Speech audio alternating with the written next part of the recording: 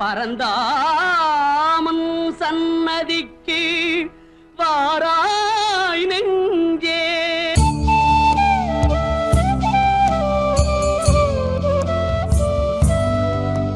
என்னை ஆட்கொண்டு வழிநடத்தும் சச்சிதானந்த சத்குருமூர்த்தியின் திருப்பாதங்கள் இன்று மிக முக்கியமான ஒரு நாள். அதாவது ஆடி பௌர்ணமி. இதில் பங்கு பெற்றுவது பெரும்பாய்க்கு. இந்த ஆடி மாதம் உள்ள ஒரு விசேஷமான மாதம். இதில் பங்கு பெற்றவர்களுக்கு ஆடி பெருக்கு அப்படின்னு சொன்னால் செல்வம், ஆயுள், ஐஸ்வர்யம் இதெல்லாம் பெருகி வருமா அப்படின்னு சொல்லி நம்ம ரிஷிகள் யோகிகள் இந்த உலகத்திற்கு வழிபாட்டின ஆடி பெருக்கு முக்கியமான நோய். அதே மாதிரி ஆடி அமாவாசை. அப்போ இந்த மாதம் ஃபுல்லாக நாங்கள் இறை பிரார்த்தனைகள் வரும்போது எங்களுக்கு நீண்ட ஆயுள், ஆடி பெருக்கின்ற பெருகி வரும் நீண்ட ஆயுள், ஐஸ்வர்யம், ஆரோக்கியம் கிடைக்கக்கூடிய இந்த நன்னாளில் நாங்கள் பங்கு பற்றியவர்களுக்கு பெரும் பாக்கியம் வேணும்னு சொன்னால் இந்த ஆடி பெருக்கில் பாருங்கள் எங்களை இப்படி ஒரு குருவடியில் போய் அந்த ஆயுள், ஐஸ்வர்யம், ஆரோக்கியம் கூட்டக்கூடிய நாங்கள் செய்த கர்ம வினைகளை அகற்றி அதை கூட்டக்கூடியவர்களோட தொடர்பு கொள்வதற்கு குரு தேவை. அதான் குருவருள் இல்லாமல் திருவருளை.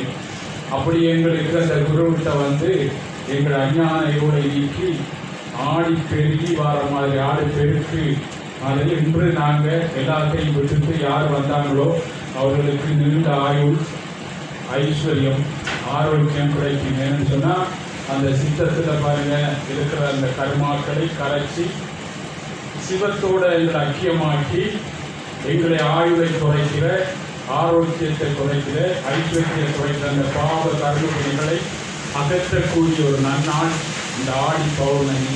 அப்படி ஒரு நன்னாளில் நாங்கள் பங்கு வச்சிருக்கிறோம். அதில் மிக சக்தி வாய்ந்த மிக ஆடிப்பெருக்கு நடக்கும் மகா யாகத்தில் நாங்கள் பங்கு வச்சிருக்கோம் அப்படின்னா பெரும் பாக்கியம். இப்போ எங்களுக்கெல்லாம் பாருங்க ஒரு சந்தேகம் வரும். இந்த யாகத்தின் மூலம் எங்களுக்கு மாற்றங்கள் ஏற்படுமா? உபதேசத்தின் மூலம் எங்களுக்கு மாற்றங்கள் ஏற்படுமா? மந்திர ஜபங்கள் மூலம் எங்களுக்கு மாற்றங்கள் ஏற்படுமா? அன்னதானம் மூலம் எங்களுக்கு மாற்றங்களை ஏற்படுத்துமா அப்படின்னு சொல்லி எங்களுக்கு ஒரு சந்தேகம் வரும். என்று சொன்னால் நாங்கள் கடவுள்கிட்ட போகிறோம். அந்த கடவுள்கிட்ட போகிறதுக்கு எங்களுக்கு முதல் பாருங்க வெளியில நாங்கள் செய்த கர்மாக்கள் எங்களுடைய பாருங்க நடுமணத்தில் எங்களுக்கு பதிச்சு அதை விடாமல் சித்தம் கழியாமல் விடாமல் அறிவை மயக்கி இருக்கிற அந்த பாவத்தை வெளியிலிருந்து தான் நாங்கள் செய்தோம். அந்த வெளியிலிருந்து பாருங்க செய்ததுகள் எங்களுக்கு அது அப்படியே மூடி இருக்கு. அதை பாருங்க இந்த யாகங்கள், யட்சங்கள் மூலம் அதை எப்படி பாருங்க அந்த உடைக்கக்கூடிய அந்த பாவ கர்ம வினைகளை அகற்றக்கூடிய ஒரு தன்மையை உண்டாக்கி ஒரு குருவிட்ட போக வச்சு பாருங்க அதை யோகத்தின் மூலம் சித்த விருத்தி நிரோதம் அப்படின்னு சொல்லி பதஞ்சலி சொல்றாருன்னா இந்த சித்தத்தில் இருக்க பாவ விருத்திகளை இல்லாமக்கக்கூடிய ஒரு வழியை சித்தர்கள் கண்டுபிடிச்சு அவர்கள் கண்டு மண் உலகத்தை காப்பாற்றுவதற்காக வந்தார்கள். விதியை வெல்ல வைக்கக்கூடியவர்கள் சித்தர்கள் மட்டும், மகரிஷிகள். வேற யாராலையும் அதை வெல்ல முடியாது. அவர்கள் வெற்றி அடைந்தவர்கள். அவர்கள் நேருக்கு நேர் பாருங்க விதியை வந்து மதியோட தொடர்பு வந்து அந்த மதி என்றா என்ன, கடவுள் என்றா என்ன, அது எந்த தன்மையில் இருக்கிறார் மனிதனுக்குள் என்று பெற்ற தெளிவா கண்டவர்கள் தான் மண் உலகத்திற்கு போதிக்க வந்தார்கள். எல்லாரும் போதனை செய்யலாம் பாருங்க. எல்லாரும் பாருங்க ஸ்கூல்ல படிக்கலாம். ஆனால் எல்லாருக்கும் பாருங்க அந்த டீச்சிங் அப்பாயின்மெண்ட் கிடைக்காது. ஒரு சில பேருக்கு தான் கிடைக்கும் பாருங்க. அதே மாதிரி பாருங்க ஆதிசங்கத்தை ஒரு ஆளுக்கு தான் கிடைச்சிது பாருங்க. அதாவது பாருங்க 99% பாருங்க நாங்கள் அந்த பக்கம் இருந்தாலும் 1% தான் பாருங்க அதை உபதேசம் பண்ண வரார்கள். அப்படின்னா பாருங்க எவ்வளோ பெரிய ஒரு விஷயத்தை அந்த மகிழ்ச்சிகள் கடந்து மண் உலகத்துக்கு எந்த எதிர்பார்ப்பும் இல்லாமல் செய்கிறாங்க. கடவுள் எதையும் எதிர்பார்க்காமல் செய்கிறார். அப்போ அவங்க கடவுள் தன்மையோட விதியை கொண்டு போனதால தான் அவங்க எதையும் எதிர்பார்க்காமல் செய்கிறாங்க. அப்பெல்லாம் நாங்கள் எல்லாம் பாருங்க யாகத்தை எடுத்துக்கொண்டோம் சொன்னால் யாகத்தின் மூலம் மாற்றங்கள் ஏற்படுமா அப்படின்னு நாங்கள்லாம் ஒரு கேள்வி நாங்கள் வைக்கலாம். கிளப்போம். நாங்கள் அருள் வாய்ந்தவர்கள் நாங்கள் கிளப்போம். தசரதனுக்கு பாருங்க பிள்ளை இல்லாமல் அவருடைய அந்த நாளில் பாருங்க ஒரு வசிஷ்டர் குருவிட்ட இருந்து தவம் பண்ணது. ஆனா அவருக்கு பிள்ளை இல்லாமல் இருக்கும்போது அவர்கிட்ட கேட்டார் பாருங்க, எனக்கு ஒரு குறைபாடு சாமி, பிள்ளை இல்லாமல் இருக்கு அப்படின்னு சொல்லி. அதுக்கு பாருங்க அவர் ருத்ரகாமவஸ்தி யாகம் பண்ணி பாருங்க என்ன யார் பிறந்தாங்க, பரதர், சத்ருமர், ராமர் பிறந்தாரு, 4 பேரும் பிறந்தாரு வரலாறு. அதே மாதிரி பாருங்க உலகத்துல நாட்டுல பஞ்சம் பெறும்போது மன்னர்கள் அவர்களை அண்டி அந்த பஞ்சத்திலிருந்து வெளியே வாரத்துக்குரிய பாருங்க அந்த யாகங்களை செய்து வெளியே வந்தாங்க. அதே மாதிரி மழை பெய்யாமல் இருக்கும் போது பாருங்க அந்த யாகங்களை செய்ய வரலாறு நம்ம புரட்டி பார்த்தா பாருங்க அவர்கள் செய்து வெளியே வந்திருக்காங்கன்னா அவர்கள் எழுதின ரிஷிகள் தான் இந்த மாற்றத்தை கொண்டு வந்த வெளியே வந்தவர்கள். அவர்கள் வழியில போய் பாருங்க அவர்கள் எழுதின அந்த இதிகாசங்களை நீங்க புரட்டி பார்த்தோம்னா பாருங்க இந்த யாகத்தின் மூலம் பல மாற்றங்களை கொண்டு வந்தாங்க. நீங்களாம் பாருங்க பல வருடங்களுக்கு மேல் கோவாவில் பாருங்க ஒரு ரசாயன கசிவு நடந்தது. ஒரு பிராமண வீட்டுல மட்டும் பாருங்க யாகங்கள் சதா செய்வார்கள், மந்திர காயத்ரி மந்திரம் பாருங்க ஜபம் பண்ணுவார்கள். அந்த ரசாயன கசிவால பாருங்க அவருடைய கர்ம வினைகள் எல்லாம் அகன்றி பாருங்க அந்த வீட்டில் இருந்தவர்கள் மட்டும் இறக்கவில்லை, மற்றவர்களால் இறந்து விட்டார்கள் என்று நீங்க இந்திரிகை பாருங்க இந்திய பத்திரிகைகள்ல நீங்க ஒரு காலத்துக்கு மேல் பார்த்திருக்கலாம். ஆதாரங்கள் எல்லாம் இந்த யாகத்தின் மூலம் நாங்க பயன்பெறலாமா அந்த ஆதாரங்கள் பாருங்க. அந்த யாகத்தின் மூலம் அதை எப்படி நாங்க பெறலாம் என்று சொல்லி அது ஆதாரம் கோவாவில் நடந்தது. எல்லாருக்கும் தெரியும் பாருங்க, இப்ப இக்காலகட்டத்திலே அது நடந்தது. அப்ப யாகத்தின் மூலம் பல மாற்றங்களை கொண்டு வந்தார்கள். அதை பாருங்க அதை அனுபவ ரீதியாக இதிகாசங்கள் எழுதி நேருக்கு நேர் நான் கண்டோம். உபதேசத்தின் மூலம் பாருங்க மாற்றங்கள் ஏற்படுமா அப்படின்னு நம்ம கேட்கலாம். ஒரு ஞானி பாருங்க பண்ண உபதேசத்தின் மூலம் எல்லா விதியை கடந்து அவர் கடவுளாயிட்டாரு. அவர் பண்ற உபதேசங்கள் மூலம் மனதில் மாற்றங்கள் ஏற்படுத்துமா அப்படின்னு சொல்லி கேட்கலாம். உலகத்துக்கு வழி வந்த எல்லா மகான்களும் வழி. ஒரு நாள் ஒரு ஞானியுடன் பாருங்க பேசிக் கொண்டு வந்தார். நாங்கள் பாருங்க நம்ம ஞானாந்தத்துக்கு சாமி 380 வருஷத்துக்கிட்ட தபம் பண்ணாரு. எந்த ஊர்ல பாருங்க கொலை கொள்ளை களவு பாருங்க என்ன துன்பங்கள் வேணவர்கள் அந்த ஊர்ல போய் வாடகைக்கு கூட எடுத்திருப்பாங்க. இருந்த உடனே அது இல்ல அப்படின்னு இதுல இருந்து நாங்கள சிந்திச்சு பார்க்கணும் பாருங்க. ஏன்னா அந்த ஆன்ம சக்தி குறைபாடல தான் பாருங்க அவங்களுக்கு பாருங்க ஏதோ ஒரு ஆவி போது அங்க சண்டை பிரச்சனை தான் உண்டாக்குது. ஆனா இவர்கள் போனோடனே பாருங்க அவங்களுக்கு போயிட்டுருவாங்க. அதுக்கு உதாரணம் பாருங்க, ஞானிகள்கிட்ட நாங்க கொண்டு போகும்போது ஒரு துன்பமா நாங்க வரும்போது எங்களுடைய துன்பங்கள் அவங்கள்கிட்ட போய் இல்லாம போகுது. பாருங்க எங்களுக்கு ஆவிகள் பிடிச்சி அவர்கள்கிட்ட வரும்போது பாருங்க வரக்கூடாது ஓடுவார்கள். புறம் திரட்டி பிடிச்சா அவர்கள்கிட்ட கொண்டு வந்து பாருங்க அது போயிட்டு. ஏன்னா சக்தி குறைஞ்சி மனச்சலனம் உள்ளவர்களுக்கு ஒரு ஆவிகள் சேர்க்கை உண்டாகும் என்பதற்கு உதாரணங்கள் நாங்கள் அதை நிரூபிச்சு காட்டினோம்னா என்னோட சமீபத்தில் பாருங்க நீங்கெல்லாம் பாம்பாடி வந்தவர்கள் எல்லாம் உடனே பாருங்க வீட்டுக்குள்ள வரும்போது வரமாட்டார்கள், கொண்டு வரும்போது போயிட்டுவாங்க. ஏன்னு சொன்னா இதுல இருந்து அறிவுனா சக்தி வாய்ந்தவர்களுக்கு கிட்ட எங்களுக்கு சக்தி குறைஞ்சதால பாருங்க மனச்சலனம் இருக்கும் போது அவர்களை மனதை கைப்பற்றி அவர்கள் கைப்பொம்மையா பாருங்க ஆட்டிக்கொண்டிருக்கும் போது இப்படிப்பட்ட வழியிலிருந்து சக்தி குறைபாடுதான் இந்த இதுக்கெல்லாம் காரணம் வந்து வெளியில் கொண்டு வரக்கூடிய வழியை காட்டினார்கள். இது நிரூபிச்சு காட்டினார்கள் ஞானிகள். எல்லாம் அவர்கள் தான் விதியை வெல்ல வைக்கிறார்கள், விதியை வந்தவர்கள். இப்படி பாருங்க உபதேசத்தின் மூலம் எல்லாம் அப்படின்னு ஒரு விதண்டாவாதி வாதத்திற்கு மருந்து செய்யலாம், குடிவாதத்திற்கு மருந்து செய்யலாம் அப்படின்னு சொல்லுவார் நம்ம குருநாதர் அடிக்கடி. ஒரு விதண்டாவாதி அப்படி வந்து கேட்டாங்க. நம்மளாம் கேட்போம் நீங்க எல்லாம் சாமி போனீங்க என்னதான் கண்டேன் அப்படின்னு கேட்போம். அது மாதிரி ஒரு விதண்டாவாதி கேட்பாரு என்ன கேட்டாரா, நீங்கள் பண்ற உபதேசத்தின் மூலம் எங்களுக்கு மாற்றங்கள் ஏற்படுத்துமா அப்படின்னு கேட்டார். அந்த ஞானி பாருங்க அமைதியா அப்படி இருந்து கொண்டு அவருக்கு பாருங்க ஏசினாராம். உடனே அவருக்கு கோபம் வந்து பாருங்க எழுதிட்டாராம். அந்த ஞானின்னு பார்க்காம பாருங்க அந்த கோபம் என்ன செய்யுது, அந்த கோபம் வந்து அதை திங்க் பண்ணி அடிக்கிறதுக்கு எழுதிட்டாராம். அவர் சொன்னார், இல்லப்பா நான் இங்க இருந்துதான் பாருங்க நான் உபதேசம் பண்ணேன், நீ அங்க இருந்தான் கேட்டா மாற்றங்கள் வருமா உபதேசத்தின் மூலம் மாற்றங்கள் வருமா? அப்ப நான் பாருங்க நீ பாருங்க நான் இப்படி இங்க இருந்துதான் பாருங்க ஏசினேன், ஆனா உனக்கு கோபம் வந்துட்டா மாற்றத்தை உண்டாக்கிட்டு மனதில் பாருங்க அப்படின்னு சொன்னார். ஏன்னு சொன்னா பாருங்க நீ கடவுள் பக்கம் சார்ந்து இருந்து பாருங்க நான் பேசுறது உனக்கு உள்ளுணர்வுல பட்டிருக்கும். ஆனால் நீ பாருங்க அது இல்லைன்றாலும் உனக்கு பட்டுக்கொண்டே இருக்கு. அதனாலதான் உனக்கு கர்மா கரைஞ்சு கொண்டிருக்கு. இப்ப இது கூட நீங்க பாருங்க, நான் அங்க ஏசுன உடனே பாருங்க என்ன ஈர்த்தெடுத்தாரு உனக்கு பாருங்க அதை திங்க் பண்ண வச்சு கோபம் வந்துச்சு அப்படின்னு சொல்லி அவர் காட்டினார். உடனே பாருங்க அவர் விரும்பி அவரை கும்பிட்டார்.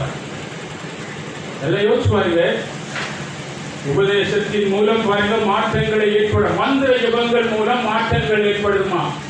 உங்களெல்லாம் பாருங்க, நீங்க எல்லாம் வரும்போது ஏதோ சொல்லுவாங்க காயத்ரி ஜபம் பண்ணப்ப திருப்பி நாங்க ஜபம் பண்ணும் போது பாருங்க மந்திர அந்த ஜப சக்தி மனப்புற மந்திரத்துல அந்த அதிர்வலைகள் எங்க மனத தாக்கங்களை உண்டாக்கும் போது பாருங்க அங்க பாருங்க எங்களுடைய துன்பங்கள் போய் மாற்றத்தை உண்டாக்கும்.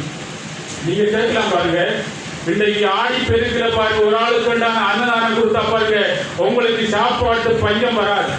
ஆடி என்ன ஆடி அமாவாசையில் அன்றைக்கு கொடுத்தாலும் ஆடி பௌர்ணமி இன்றைக்கு பாருங்க 4 பேர் ஒரு ஆளுக்கு வேண்டான சாப்பாடு நாங்க மனமா கொடுத்தோம்டா எங்க மனதுல பாருங்க பெரிய வாரத்துக்கு செல்வம் ஆயுள்ள ஐஸ்வர்யம் பெரிய வாரீங்க கர்மாக்களை இந்த தர்மம் எடுக்கும். அதுக்கு இளையாங்குடி மாறனாய் ஒரு உதாரணம் பாருங்க. விடாம சிவ பக்தர்களுக்கு இளையாங்குடி மாறனார் பாருங்க, அவர் என்ன செய்தாரு தானம் பண்ணாரு. ஆனால் அவர் பாருங்க சாதாரணமா ஒரு குடும்பம் இருந்தவர்.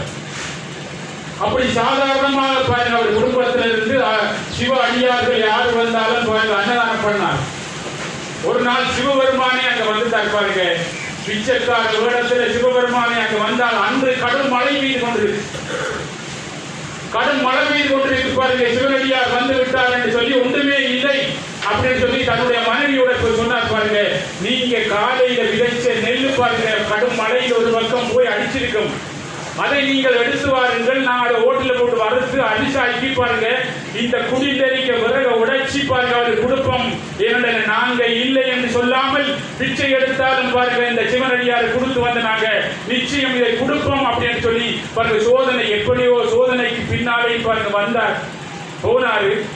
அவரை இடிப்பாட்டி கொண்டு போய் அங்க பாருங்க அந்த கடும் மழை கூட அங்க போய் பாருங்க அந்த அதுல இருந்த சடிங்கி அதாவது ஒரு பக்கம் எல்லா நெல்லுகளும் போயிருந்த அந்த இதை எடுத்து இங்க மனைவிட்ட கொடுத்து அந்த விறக உடைச்சி கொடுத்து சாப்பாடு கொடுத்த உடனே பாருங்க சிவபெருமானே ஆசீர்வாதம் பண்ணார். எழும்பினாரு, நீ பாருங்க கர்ணனுக்கு பாருங்க அழியா புகழுடன் முக்தியும் பெறுவாய் அப்படின்னு சொல்லி பாருங்க விஷ்ணு பரமாத்மா அவருக்கு ஆசீர்வாதம் பண்ண மாதிரி எழுப்பி சொன்னார். பாருங்க நீ வெற்றி அடைஞ்சு விட்டாயப்பா, நீ நீண்ட ஆயுள் ஐஸ்வர்யம் ஆரோக்கியம் நீ என்றென்றும் குறையாத வச்சாத கடவுளாயிட்டா அப்படின்னு சொல்லி அவருக்கு சிவபெருமானை பாருங்க அவர் கொடுத்தார். ஏனண்டா நாங்க கடவுளை நெருங்க நெருங்க நெருங்க பாருங்க எங்களுக்கு சோதனைகள் வரும். ஏனென்னா எங்களுக்குள்ள சோதனை உண்டாக்குற அவன் கடவுள் பக்கம் இருக்கானோ இல்ல கடவுள் பக்கம் வந்து அவனுடைய கர்மா போய் பணம் பொருளுக்கு பின்னால போய்தானா இது கபோதி பக்தியா இல்ல உண்மையான பக்தியான்னு பார்ப்பதற்காக ஒரு சோதனை பண்ணுவார். இன்னொன்று சோதனை பண்ணுவார் கடவுள் பாருங்க, இன்னொன்று சோதனை பண்ண எங்களுக்கு கருமாக்கள் அவரை நெருங்க நெருங்க தெரிய வரும். அடுத்த வருஷம் இல்லாட்டி அடுத்த மாதம் 2 வருஷத்துக்கு பூரா பாரு எங்களை நோயை உண்டாக்குற பலம் குறைஞ்சி நோயை உண்டாக்குற அந்த கர்மா நாங்க கடவுளை நெருங்கும் போது பாருங்க கடவுள் வெளியே வர. இப்ப ஒரு காரியாலயத்துல பாருங்க நீங்க மெல்ல அசம்பந்தகரமா மெல்ல மெல்ல நீங்க வேலை செய்து அரிய முடிக்கல, கடைசியில பாருங்க ஜனவரி பாருங்க முடிக்கணும்னா கடும் வேலை வரும் வீட்டுக்கு வரையில. அதே மாதிரி எதிர்த்து பாருங்க லௌகிக வாழ்க்கையில அப்படி கடவுளை நெருங்க நெருங்க எங்களுக்குள்ள பாருங்க பல வருடங்களுக்கு பிறகு எங்களை பார்த்த துன்பத்துல நடக்க முடியாமல் பாருங்க வேதனைப்படாம காட்டுக்கோ அதோ வாரத்துக்கு இருந்த எல்லா கர்ம வினைகளையும் பாருங்க கெதியா ரிலீஸ் ஆக்குறாரு. அதுதான் சோதனைகள் வரும் பாருங்க. இன்னொன்று பாருங்க எங்களுக்கு பெரிய ஒரு பொருள் ஒன்றை கொடுக்க போறாரு, அந்த பொருளை நீ வச்சு பாருங்க சமாளிக்கக்கூடிய தகுதி இருக்கா அப்படின்றதுக்காக சோதனைப்படுத்துவார் கடவுள். அதை எடுத்து பாருங்க சோதனைகளை கண்டு பாருங்க.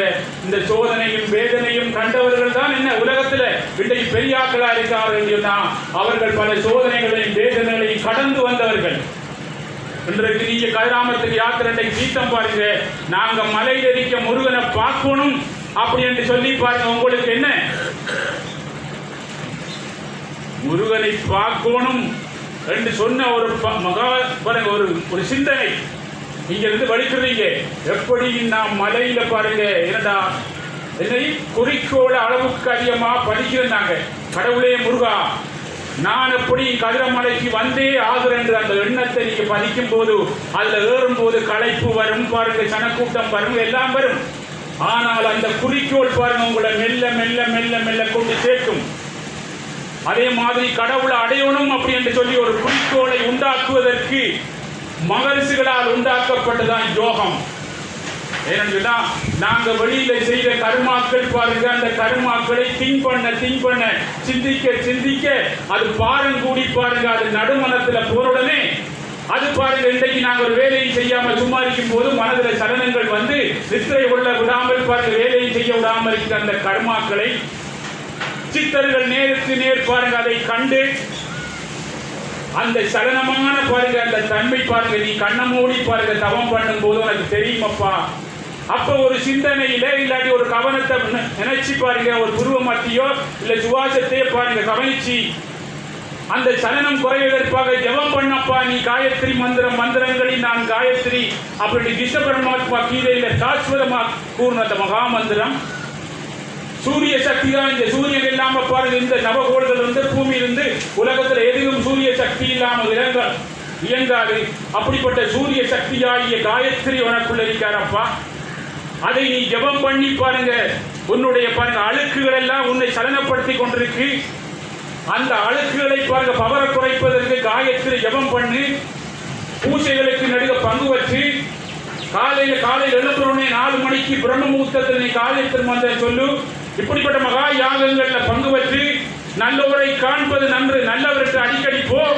இப்படி போக போக பாருங்க அவனுடைய சலனங்கள் அப்படியே குறைந்து நீ கவனிக்கிற பாருங்க அந்த யோக நிலைக்கு அந்த சக்தி யோகமண்டா சக்தி அந்த பூர்வ மத்திய கவனிக்கலாம், இல்லாட்டி உன்னுடைய சுவாசத்தை கவனிக்கலாம், இல்லாட்டி ஒரு சிந்தனையை கவனிச்சு காலையும் மாலையும் நீ ஜெபம் பண்ணி தியானம் பண்ண மனிதன் எதை நினைக்கிறானோ அதுக்கு சக்தி கூடும். அதை நினைச்சு பாருங்க சக்தி கூடும் போது அந்த சக்தி பாருங்க உன்னை இந்த சலனமான நிலையில பாருங்க குறைஞ்சி உன்னை பாருங்க சித்தத்துக்குள்ள பாருங்க போக வச்சிடும். அந்த சித்தமண்டா பகுத்தறிவாயில பாருங்க கடவுள் உணர்வு மயமா அறிவுமயமான மகா சக்தி படைத்தவர். அவருடன் உன்னை 2.5 கலக்க வச்சு நீ வேறு கடவுள் வரல, கடவுள் தன்மை உணர்வுல வந்து உலகத்துல எல்லா பொருள்கள் பாருங்க எல்லாத்தையும் உனக்கு பாருங்க கிடைக்க வைக்கக்கூடிய ஒரு ஈர்க்கக்கூடிய ஒரு தன்மை கடவுள் நிலை உனக்கு வரும். அப்படி என்றா உலகத்துல எல்லா மகான்களும் ஞானிகளும் அடிக்கடி வந்து பல மார்க்கங்களை காட்டினார்கள். எல்லோரும் அவர்கள் கண்டத்தை இந்த உலக மக்கள் வேதனைப்படுறார்கள் என்று ஒரு மாற்றங்களை உருவாக்கி மண்ணுலகத்துக்கு போதிச்சாங்க. இன்று நாங்க பாருங்க நீண்ட ஆயுள் நீண்ட ஒரு வாழ்க்கை நாங்க வாழ வேண்டிய நாங்கள், நீண்ட சந்தோஷமான வாழ்க்கை வாழ வேண்டிய நாங்கள், நீண்ட ஐஸ்வர்யம் நீண்ட ஆரோக்கியம் நீண்ட வாழ்க்கை எங்களுடைய வாழ்க்கை. ஆனால் நாங்கள் செய்த கர்ம வினைகளால சுருக்கி போட்டோம் பாருங்க. இன்றைக்கு பாருங்க 35-30 வயதிலே பாருங்க காட்டடைக்கு வந்து போறோம். அது காரணமாக நீண்ட வாழ்க்கையை சுருக்குன நாங்கள் செய்த கர்மாக்கள். எல்லாரும் சிந்திக்க வேண்டிய காலம். நல்லா யோசிச்சு பாருங்க, எங்களுடைய கர்மாக்களை பாருங்க. எங்களுக்கு நீண்ட ஆயுள் கடவுள் எங்களுக்கு இங்கே அனுப்பும் போது கடவுளுடைய தெய்வீக குழந்தைகள் நாங்க. இந்த உலகத்திற்கு ஒரு மனிதனும் பாருங்க பாகுபாடு இல்லை, இறைவனுடைய பிள்ளைகள் எல்லோரும் நாங்க இறைவனுடைய பிள்ளைகள். அவர் பாகுபாடு பார்த்து எங்களை ஆயுத கூட்டி நிறைச்சி நீ பணக்காரன் நீ ஏழையா படைக்கவில்லை. நாங்க செய்த கர்மவினை ஏழைகளாகவும் பாருங்க பணக்காரர்களாகவும் பாருங்க என்ன ஆயுளை குறைச்சி அந்த பாருங்க பாவங்களை ஆயுளை குறைச்சி கொண்டிருக்கும் போது நான் அவதாரம் பண்ணுவேன் என்று கிருஷ்ண பரமாத்மா சாஸ்வதமா சொன்னார் பாருங்க. எப்பெல்லாம் பாருங்க உங்க நடுமனத்துல பாருங்க சலனமான போராட்டங்கள் வருதோ அப்ப தர்மம் குறைஞ்சி பாருங்க அதன் ஓங்கும் போது நான் மீண்டும் வருவேன். ஒரு குருஷேத்திரம் என்று சொன்னாடினா உன் மனதுக்குள்ளைக்கு எதிர்மறையான சிந்தனையோட நீ பாருங்க என்ன நினைச்சு காயத்ரி மந்திரம் சொல்லி தவம் பண்ணப்பா, அதுதான் குருஷேத்திரம். நீ தர்மத்தின் பக்கம் வந்துருவா அப்படின்ற என்னுடைய பக்கம் வந்துருவா. யோசிச்சு பாருங்க, கர்ணன் பாருங்க சூரிய பகவானுடைய மகன், சதா தர்மம் செய்தவர்.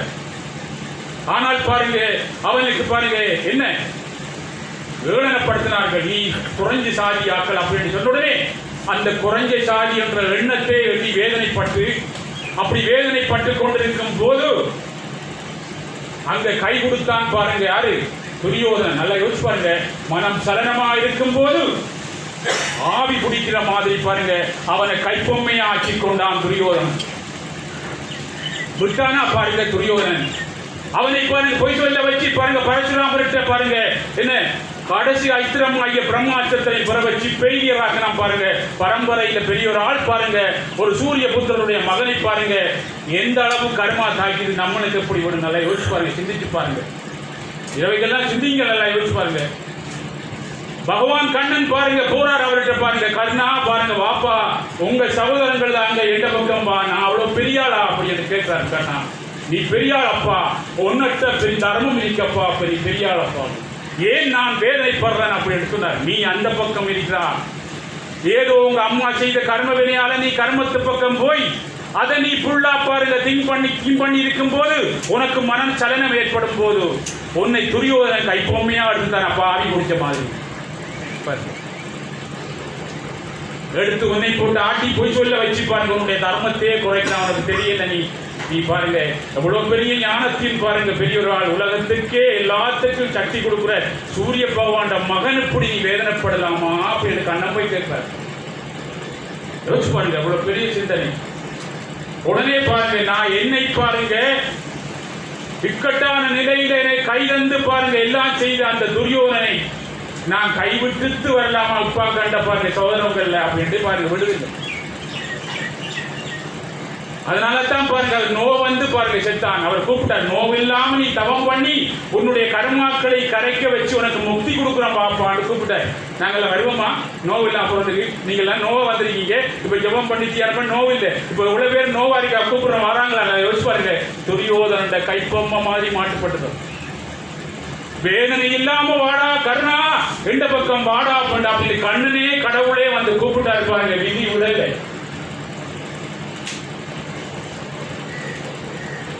ஆனா கடைசியில பாருங்க நோப்பட்டு செத்து அந்த நோவு உனக்குள்ள இருக்கி அதை எடுக்கிறதுக்கு எந்த பக்கம் பாண்டு கடவுளே வந்து கூப்பிட்டாரு, போகல.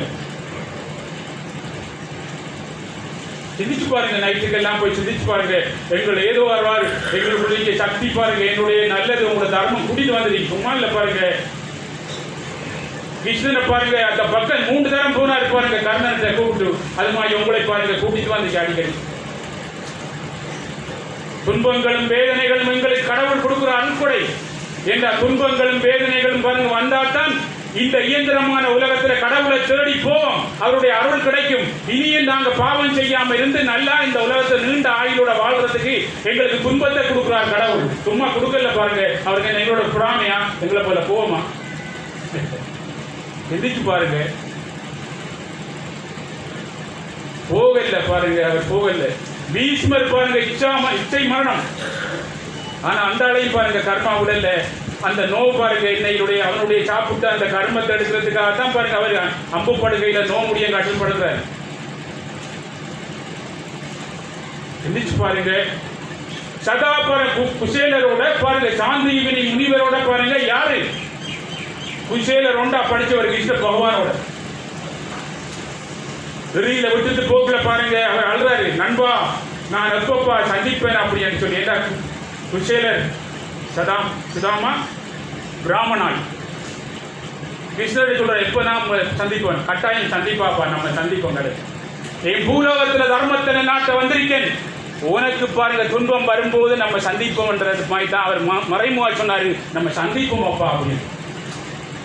யோசிச்சு பாருங்க எப்படி நாங்க சாமியை சந்திப்போம் அப்படின்னு பாருங்க. என் குருநாதர் நான் சந்திக்க பாருங்க இதுக்கு வழி இல்லையா அப்படின்னு ஏங்கும் போது எனக்கு பக்கத்திலே பாருங்க நடந்து போற தூரத்திலே பகவான் வந்தான், ஸ்ரீமன் நாராயணன். அப்படிப்பட்ட மகா புருஷன் பாருங்க. அவரோட படிச்சால் கடும் வறுமை வறுமை வறுமை இளமையில் வறுமை கொடிது அப்படின்னு சொல்லி என் குருநாதர் அடிக்கடி சொல்வார். இக்கட்ட அனாதையா நான் இருந்தப்பா, அந்த இளமையில் வரும்போது தேடுனன் கடவுளே இதுக்கு வழி இல்லையான்னு தேடும் போது நீ கடவுளப்பா இந்த உலகத்துக்கு வழிகாட்ட வந்தவர் அப்படின்னு அகழ்ச்சியில் என்னை குடித்து முடித்தார் கொல்லிமலை. யோசிச்சு பாருங்க, பகவான் நடந்த காலத்திலே அவரோட வாழ்ந்த நாம் பார்த்துருக்கீங்க. இவ்வளவு பெரிய பூமி பாருங்க, இந்த பூமி தேடி வந்தார். கர்ணனை தேடி பாருங்க போனார் பாருங்க. வாடா நீ கஷ்டப்படுவா வாடா அப்படின்னு சொல்லி தேடி போன மாதிரி என் குருநாதர் பாருங்க தேடி வந்தார் பாருங்க. இங்கே புண்ணிய ரத்னம் பாருங்க, நீ வருங்காலத்துல வேதனை வரும் அப்பா, உனக்கு நோ வரும், நான் எடுக்க வந்திருக்கேன் வா அப்படி என்று சொல்லி கர்ணனை கூப்பிட்ட மாதிரி அடியேனை பாருங்க துன்பத்தை கொடுத்து அடிச்சு பாருங்க என்னை அவர்கிட்ட போக வச்சு அப்படியே பிடிச்சிடப்பா, அப்படி விட்டுறாத, பிடிக்கிறண்டாலும் புளியம் கொம்ப பிடிக்கணும், அப்பதான் முடியாம இருப்பாங்க. எதற்கும் போற உலகத்துல துன்பங்கள் வேதனை வரும், அதை கண்டு துவந்து முறிஞ்சிடாத, பிடிக்கிற என்னை புடி அப்படின்னு சொன்னார். குரு பக்தி மங்காம பார்த்துக்கொள்ள அப்படின்னு சொன்னார். அப்படிப்பட்ட பகவானை பாருங்க, குசேலர் போறாரு, கடும் வறுமை, நிறைய பிள்ளைகள், போரார் பாருங்க. அவர்கிட்ட பாருங்க போறதுக்கு அவருக்கு குடில்லை. அவருடைய மனைவி சொல்றார், என்ன சொல்றார், நாங்கெல்லாம் பாருங்க கடன் வேலையாளிக்க உன்னோட படிச்சவர் கிருஷ்ண அரசனாரிக்கார், நிச்சயம் பாருங்க அவர்கிட்ட போனா என்னென்ன தருவா, இந்த பிள்ளைகள் பசியாக பாருங்க வாடிக்கொண்டிருக்கு போங்க என்று சொல்றாரு. அவருடைய பக்தி விடல, நான் எப்படி கண்ணன்கிட்ட கேட்கிறேன் அப்படின்ற பக்தி விடல. இருந்தாலும் பாருங்க பிள்ளைகள் பாருங்க வேதனைப்படும் போது நல்ல யோசிச்சு பாருங்க, பிள்ளை பெற்றவருக்கு தான் தெரியும். பிள்ளைகள் வேதனைப்படும் போது ஏதாம பாருங்க, நான் ஒரு நாளும் கண்ணன்கிட்ட கேட்க, நம்ம எல்லாம் கேட்போம், எனக்கு ஒரு வஜ்ரோ தாங்க, எனக்கு பாருங்க லண்டனை கொஞ்சம் விசாரிச்சு தாங்க கடவுளை, நம்ம கேட்கிறேன். யோசிச்சு பாருங்க, கடவுளே பாருங்க வந்தாரு, போனாரு பாருங்க, ஏலாம போனாரு. ஆனா அந்த துவாரகையில அந்த ஏரியாவில் பாருங்க இவர் கிருஷ்ணரேன்னு பாருங்க நினைச்சு தியானம் பண்றது, அங்க வறுமையான ஆட்கள் ஒருவரும் இல்லை, இப்படி பஞ்சமான ஆட்கள் ஒருவரும் இல்லை, துவாரகை செழிப்பா இருக்கு. ஏன்னா அவங்க கண்ணனுக்குள்ள வாழ்றார்கள். அப்ப அப்படியே பாருங்க அவர் போக எல்லாரும் பாருங்க எப்படி ஒரு பரதேசம் இந்த உலகத்துல ஒரு ஆள் இல்லை அப்படின்ட்டு அவரை தூற்றுறாங்க எல்லாரும். அப்ப தூற்றுறாரு பாருங்க, எல்லாத்தையும் கடந்து போறாரு. ஆனா பாருங்க மகாலட்சுமி கேட்கிறா, பாருங்க உங்க நண்பன் எவ்வளவு வேதனைப்படுறான், வாராரு, எல்லாரும் பேசுறாங்க, அப்படி இருந்து நீங்க பொறுமையா நீங்க போங்க கூட்டிட்டு வாங்க அப்படின்னு. இல்ல அவர் வரட்டும் அப்படின்னு எவ்வளவு சோதிக்காரு. நம்ம கேட்ட கூட்டினோடனே கொரோனா பயந்து சாமி கேட்ட கூட்டிட்டு கிடக்காரு. நம்ம மாதிரி பக்தி இல்ல. யோசிச்சு பாருங்க, கேட்ட கூட்டிட்டு போறாரு அப்படின்னு சொல்ல யோசிச்சு பாருங்க, சோதனைக்கு மேல் அடி சோதனை, போதுமடா சாமி என்று சொல்ல காட்டும் அடிப்பார். ஒரு பாட்டுக்கு தங்க பிறகு படத்துல சோதனை மேல் சோதனை போதுமடா சாமி என்ற மாதிரி பாருங்க. நம்மளை பாருங்க, என்ன எங்களுக்கு ஒரு பெரிய ஒரு பொருள் கொடுக்க போறா, அதை எக்ஸ்பீரியன்ஸ் உனக்கு தகுதி இருக்காத வச்சுக்கொள்றதுக்கு பாதுகாப்பா ரெண்டு அனுபவத்தை கொடுத்தா தான் நீ வேலை செய்வா. நம்மளை அடிச்சு அனுபவப்படுத்துறாரு. தங்கத்தை பாருங்க அடிச்சு தான் பாருங்க நிரந்தர பெருமதியாக்குறாரு. அப்படி எங்களுக்கு பாருங்க சோதனை கொடுக்குறீங்கன்னா எங்களை பெருமதியாக்குவதற்கு இந்த உலகத்துல வற்றாத செல்வங்கள் நீண்ட ஆயுள் ஐஸ்வர்யத்தோட வாழு என்பதற்காகத்தான் எங்களுக்கு சோதனை பண்றாருடைய. அவர் எங்களை போல நம்மளை போல பொறாமைய கோபம் பிடிச்சவர் அல்ல கடவுள், எல்லாரையும் உண்டா படைச்சவர். அங்க பாருங்க எல்லாரும் அவரை போட்டு வேதனைப்படுத்துற பாருங்க, அவருக்கு அவமானம் தாங்க இல்லாமல் எவ்வளவு காலம் கண்ணனே நினைச்சிட்டு பாருங்க எவ்வளவு அவமானங்கள் வந்தாலும் போனவர் அந்த கேட்ல பொருளை அவமானத்தை நினைச்ச உடனே திரும்புறாரு. அப்பதான் ஓடி வராரு. யோசிச்சு பாருங்க, இது பெரிய பாருங்க ஒரு சூட்சுமம் இருக்கு, ஒரு சயின்ஸ் இருக்கு. எவ்வளவு காலம் எவ்வளவு அவமானம் எவ்வளவு வறுமை எல்லாம் வந்தாலும் கடவுளை நினைக்கிறது அவர் விடையே இல்லை. ஆனா அன்றைக்கு பாருங்க கடும் இயலாத கட்டத்தில் அவங்க செய்த பாருங்க, அவங்க தூற்றுறது, அவங்க வேதனைப்படுத்துறது, அவரை போட்டு இழிவுபடுத்துற அந்த எண்ணனோடனே அவரை திருப்பிட்டு பாருங்க, அதான் திரும்ப, அதான் விதி. அப்பதான் ஓடி வராரு. எவ்வளவு காலம் பாருங்க என்னையே நினைச்சிட்டு இருந்த நீ சதா இந்த இழிவான சொல்லை பாருங்க நினைச்சு உடனே பாருங்க உன்னை திருப்ப வச்சுட்டு பாருங்க, என்ன மறந்துட்டா அப்பா பிச்சைலான்னு கேட்டாமா.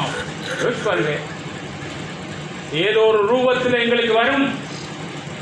அப்ப பாருங்க இறைவனிட்ட நாம யோசிக்கணும் பாருங்க, இறைவனிடம் கையேந்துங்கள், அவன் ஒரு நாளும் இல்லை என்று சொல்ல மாட்டேன், வற்றாமல் நடுவே இருக்கிறவன் இறைவன். எல்லா உயிர்களையும் படைச்சு பாருங்க இந்த உலகத்துக்கு வழிகாட்டுறவர். எங்களை கர்ம வினையால் நான் பாருங்க நாங்க சின்ன ஆள் பெரிய ஆள் அப்படின்னு சொல்லி வேற்றுமையை உண்டாக்கி இன்றைக்கு வேதனைப்பட்டு கொண்டிருக்கோம், ஆயுள குறைச்சு கொண்டிருக்கோம் பாருங்க. எங்களை வாழ்க்கையை சந்தோஷமா கொடுத்த வாழ்க்கையை பாருங்க வீணடிச்சு கொண்டிருக்கோம் அப்படின்னா நாங்க செய்த கர்மாக்களும் பாவ வினைகளும். இதுல இருந்து பாருங்க வெளிய வாரத்து காலத்துக்கு காலம் பாருங்க பகவான் பாருங்க ஏதோ ஒரு ரூபத்துல பாருங்க வந்து உபதேசம் பண்றார்கள், வந்து மக்களுக்கு வழிகாட்டுறார்கள். நாங்கள் தான் எங்களுடைய கர்மவினை அவர்களை விடவில்லை. உடனே பாருங்க அவர் அப்படியே கட்டி பிடிச்சு கொண்டு போய் கடவுளே பாருங்க அவருக்கு பாருங்க அபிஷேகம் பண்றாரு. இளையாங்குடி மாறனாருக்கு கடவுளே வந்தாரு. ஹரிச்சந்திரனுக்கு கடவுளே சோதனை பண்ணாரு. இப்படிப்பட்ட அரசனுக்கு பாருங்க அதே மாதிரி கொண்டு பாருங்க அவருக்கு அபிஷேகம் பண்ணி நீ என்ன கொண்டு வந்தா அப்படி எடுக்கிறது அதான் பெரியாள். அதை யோசிச்சு பாருங்க என்ன கொண்டு வந்தாப்பா எனக்கு. அவருக்கு சரியான கஷ்டத்துல பாருங்க வெக்கத்துல கிழிஞ்ச வேட்டிக்குள்ள பழைய அவள் கொடுத்து அனுப்பியிருந்தா. என் தங்கச்சி எனக்கு என்ன கொடுத்து அனுப்புனான்னு கிருஷ்ண பரமாத்மா கேட்கிறார் அரசன். அப்ப அவர் துவாரகை இவர் கிழிஞ்ச வேட்டியோட பாருங்க ஒட்டுன வயிறு ஒரு குடி சாதத்துக்கு இல்லாமல் அப்படியே சுருங்கி போயிருந்த அந்த குசேலரை பாருங்க பாத பூஜை எல்லாம் செய்து உயர்த்த போறார் பாருங்க. வெளியிலே அபிஷேகம் பண்ணி பாதத்துக்கும் அபிஷேகம் பண்ணி பாருங்க எல்லா அபிஷேகங்களும் செய்ய வச்சு பாருங்க அவரை கடவுளாக்குறார் பாருங்க. கடவுள் இதுதான் கடவுள். லட்சுமி கேட்கிறார் பாருங்க எவ்வளவு நேரம் பாருங்க அவர் வேதனைப்படுறார். நீ இன்னும் பாருங்க அவரை கொண்டும் இது பண்ணலையாங்க. இந்த நொடி பொழுது மட்டும் பாருங்க என்னையே நினைச்சு பேரின்ப நிலையில் இருக்கிறவனுக்கு இதை கொடுத்தா மறந்துடுவான். அதுக்காக தான் வச்சுட்டே இருக்கிறேன். என்னையே நினைச்சிருக்கணும். நீங்க கஷ்டம் வரும்போது கடவுளை நினைக்கிற மாதிரி பாருங்க உங்களுக்கு பாருங்க பொருள் பலம் அது இது வந்து பட்டம் பதவி வந்தா மறந்துடுவோம். அந்த இன்பத்தை மறந்துடுவான் என்று சொல்லி பாருங்க இன்னும் அவருக்கு பாருங்க ஒன்று வாய் திறக்காமலே இருக்க ஆச்சரிக்கிட்டு கண்ணன். பாருங்க தாய் மனம் பொறுக்குமா அடிக்கடி கேட்கிறாவு. எவ்வளவு வேதனைப்பட்டு பாருங்க எவ்வளவு கஷ்டப்பட்டு விடாம உங்களே நினைச்சு வந்து இப்பயும் நீங்க பாருங்க சொல்லாம இருக்கீங்களே அப்படின்னு கேட்கல பாருங்க. அவர் கடைசியா பாருங்க சொல்றாரு சதா என்னையே நினைச்சு பாருங்க அந்த பேரின்ப நிலையை நான் கொடுத்த அடுத்த நொடி பொழுதிலே அதை விட்டுருவான். அதுக்காகத்தான் நான் வச்சுட்டே இருக்கிறேன் பாருங்க அவனை கஷ்டத்தை யோசிச்சு பாருங்க. எவ்வளவு பகவான் நம்மளுக்கு கஷ்டம் வைக்கணும் சும்மா இல்லை. நீங்க எல்லாம் கவலைப்படாங்க நல்லா யோசிச்சு பாருங்க. கவலைப்படா எங்களுக்கு பெருமதியா இருக்கிறதுக்கு இந்த உலகத்துல நீண்ட ஆயுள் பாருங்க நீண்ட வாழ்க்கையை சந்தோஷமாக அனுபவிக்கிறதுக்காக எங்களுக்கு அடிமேல் அடி சோதனைகளை நடத்தி கொண்டிருக்கிறான் பாருங்க இந்த பரந்தாமன். நாங்க குசேலர் மாதிரி பாருங்க பொறுமை சகிப்பு தன்மையா இருந்தோனே பொறுமை சகிப்பு தன்மையா இருந்தால பாருங்க சூதாட்டத்துல தர்மர் பாருங்க அங்க பாருங்க துன்பம் பாரத்துக்கு இருந்தாலும் பொறுமை சகிப்பு தன்மையா இருந்தாலும் 13 ஆண்டுகள் கடவுளை நினைச்சு பாருங்க என்றென்றும் பாருங்க கடவுளை நினைக்கும் போது பாண்டவர்கள கதையும் பாருங்க பட்டாபிஷேகம் நடத்தப்பட்ட மாதிரி கடவுள் பாருங்க நம்மளை பாருங்க அடிச்சு மேல் அடிச்சு கொண்டிருந்தாலும் ஆனா கடவுள் அடிப்பதில்லை பாருங்க. எங்க கஷ்டங்கள் அடிக்காரு இன்னும் பாருங்க அவர் வேதனைப்படுத்துவாரு அவர் சோதிக்கிறாரு. உன்னுடைய எல்லா கஷ்டங்களையும் பாருங்க என்ன நினைச்சு இல்லாம ஆக்கின பிறகு நீ நான் தார பொருளை பாருங்க பக்குவம் வச்சிருந்து நீண்ட ஆயுள் நீண்ட ஐஸ்வர்யம் நீண்ட பாருங்க நீண்ட நாள் சந்தோஷமான வாழ்க்கையில இந்த உலகத்துல ஒரு மனைவி மக்கள் பிள்ளைகள் பாருங்க எல்லோரோடையும் எந்த சலனமும் இல்லாம அன்பா வாழக்கூடிய ஒரு வழியை நான் தரப்போறேன் அப்படின்னு சொல்லி குசேலருக்கு கொடுத்தார். இதை நான் பெற்றுவிட்டேன் பாருங்க இனி நான் மறந்துடுவேன் அப்படின்ட்டப்பா. நீ மறக்கவே மாட்டாய். நீ பாருங்க ஒரு மகா ஞானி. இன்றையில இருந்து நீ மகா ஞானி. உனக்கு செல்வங்கள் ஊரு பாருங்க எல்லாம் வரும். யோசிச்சு பாருங்க இங்க இருந்த உடனே பாருங்க மனைவிக்கு ஒரு ஆள் அனுப்புறாங்க. மனைவி என்ன சொல்றான்னு பாக்குறதுக்காக கண்ணன் அனுப்புறாரு. எவ்வளவு சோதனை பாருங்க. மனைவிட்ட போய் சொல்றாங்க உங்களை பணக்காரன் ஆக்குறதுக்கு வந்திருக்கீங்க வீடெல்லாம் பிளான் தாங்க கட்டித்தாரத்துக்கு உங்களுக்கு வந்துருக்கீங்க பாருங்க. ஐயோ நாங்க கஷ்டமான காலத்துல இந்த ஊருக்குள்ளதான் பிச்சை எடுத்தேன். முதல் அவங்களுக்கு பாருங்க எப்படி கட்டி கொடுத்து போட்டுதான் கடைசியா கட்டித்தாங்க. எப்படி அங்கேயும் பாருங்க என்ன செய்யாரு கடவுள் பாருங்க என்ன வெற்றி அடைஞ்சிட்டாரு. மனைவி நம்மட மனைவி என்ன ஞான வரணும் அந்த போன வரையும் இல்லை கிளை வரையணும் பார்த்து எங்களுக்கு வீட்டை கட்டி பார்த்து என்னென்ன பார்த்தாங்க தான் கேட்டு இப்போ நாங்கள் கலியுகத்தில் யோசிச்சு பாருங்க சிந்திச்சு பார்க்கணும். இரவைக்கெல்லாம் நீங்க சிந்திக்கணும் பாருங்க. ஒவ்வொரு சோதனைகளும் நமக்கு வர ஒரு படிக்கட்டு மாதிரி. எங்களை குறிக்கோளை நாங்க கவனமா பதிச்சு வந்தா கடவுளை நினைச்சு அந்த படிக்கட்டெல்லாம் எங்களை ஏற வச்சு பாருங்க ஒரு உயர்ந்த நிலைக்கு கொண்டு போறதுக்கு எங்களுக்கு சோதனைப்படுத்துறார். அந்த சோதனைகள் எல்லாம் படிக்கட்டு. அதை நீங்க சாதனையாளராக மாறுறதுக்கு உங்களுக்கு நாங்க சோதனை வைக்கிறார் கடவுள். இறுதியில பாருங்க அவருக்கு எல்லாம் கட்டி கொடுத்து அந்த ஊரே பாருங்க அந்த குசேலரால பெரியொரு செல்வந்தம் நீண்ட ஆயுள் ஐஸ்வர்யம் கொடுக்கக்கூடிய ஒரு வழியை குசேலர் மூலம் அந்த பெற்றார்கள். அதே மாதிரி பாருங்க, நாங்க ஒரு ஆளுண்டான கடவுளை விடாம வீட்டை நாம கும்பிட்டா எங்களை கூட அவங்களோட பாசமா இருக்காங்க. எங்களை அவங்க நினைக்கும் போது பாருங்க, இந்த பாச கயிறு மூலம் அவர்களுக்கு எங்களோட அருளும் கிடைச்சி அவங்களும் பாருங்க திரும்பி கடவுளை வந்து அந்த அருளை பெற்று இந்த உலகத்தில் வாழும் வரை சகல சௌவாக்கியங்களும் பெற்று நீண்ட சந்தோஷமான வாழ்க்கை, சந்தோஷமான பாருங்க ஐஸ்வர்யம், சந்தோஷமான செல்வத்தை அனுபவிச்சு நீண்ட ஆயுள் ஐஸ்வர்யம் பெற்று குடும்பங்களோட பாருங்க சந்தோஷமா இருந்து ஞானத்தின் மூலம் உரைவாய்க்கை வாழ்வதற்காகத்தான் தர்மத்தை சார்ந்து வாழுங்கள். இப்ப தர்மம் குறைஞ்சனால தான் உங்களுக்கு போற கழிவுந்து துன்பப்படுத்தி கொண்டிருக்கு, அதிலிருந்து வெளியே வாங்க அப்படின்னு சொல்லியிருக்கிறாரு. அதனால பெரும் பாக்கியம் ஆடி பெருக்கு. இன்றைக்கு செல்வம் பாருங்க என்ன, ஒரு ஆளுக்கு நாங்க சாப்பாடு கொடுத்தாலும் இங்க வந்து பங்கு வைக்கிறாங்க பாருங்க, பெருகி வருமா ஆடி பெருக்கு பாருங்க. இந்த வெளிச்சமான பாருங்க பௌர்ணமியில, இந்த ஆடி பெருக்கில நாங்க பௌர்ணமியில பங்கு வைத்தது பெரும் பாக்கியம். என் குருநாதர் ஆசீர்வாதம். நீங்க எல்லாம் நல்லா இருக்கு.